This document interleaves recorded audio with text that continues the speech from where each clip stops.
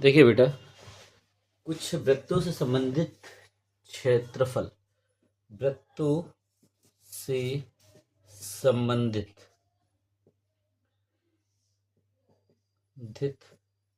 क्षेत्रफल जो चैप्टर है 10th में, ठीक है, हर एग्जाम में पूछा भी जाता है। इसके कुछ सूत्र हैं।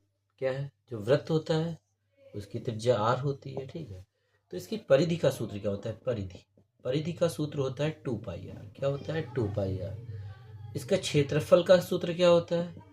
πr², ठीक है। क्षेत्रफल मतलब परिधि क्या होती है बेटा? ये जो चीज है, ये इसकी लंबाई परिधि कहलाती है। क्षेत्रफल ये पूरे का, इस क्षेत्रफल होता है πr², ठीक है। और अगर इसका त्रिज्यखंड है, अगर हम कोई पार्ट ले लें, फॉर एग्जांपल ये त्रिज्यखंड कहलाएगा, त्रिज्याओं से घिरा, दो त्रिज्याओं से घिरा भाग त्रिज्यखंड कहलाता है। अगर इसका त्रिज्यखंड ये अगर थीटा कोण पे है, त्रिज्यखंड कितने कोण पे? थीटा कोण पे। तो त्रिज्यखंड का क्षेत्रफल क्या होगा? त्रिज्यखंड का क्षेत्रफल क्या होगा? क्षेत्रफल होता है बेटा त्रिज्यखंड का क्षेत्रफल होता है θ/360 πr², ठीक है। πr², θ/360 πr²। अब इस चाप की लंबाई, अगर हम इस चाप की लंबाई, ठीक है, अगर इसकी लंबाई, चाप की लंबाई अगर हम कहें, चाप की लंबाई क्या होती है? चाप की लंबाई क्या होती है? θ/360। और चाप क्या होगी? 2πr। क्या होती है? 2πr, ठीक है। चाप की लंबाई क्या होती है? θ/360 2πr, ठीक है। अब अगर हम कहें कि अगर एक होता है, क्या होता है? लघु वृत्तखंड, और एक होता है दीर्घ वृत्तखंड, ठीक है।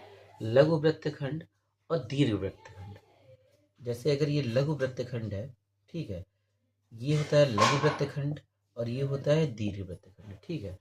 अब इस लघु वृत्तखंड के द्वारा, अगर ये लघु वृत्तखंड थीटा कोण पे इंडिकेट है, तो लघु वृत्तखंड का क्षेत्रफल होता है, लघु वृत्तखंड का क्षेत्रफल होता है, पता है क्या होता है बेटा?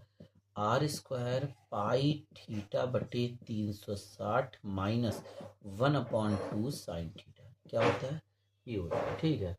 ये आपका सूत्र होता है, इसका यूज करेंगे, आपका आंसर निकल आएगा, ठीक है।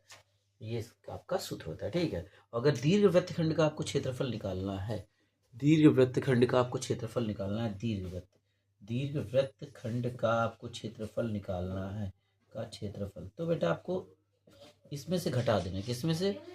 πr² में से लघु वृत्तखंड को घटा दें। लघु वृत्तखंड का क्षेत्रफल आप घटा दें। Okay, clear.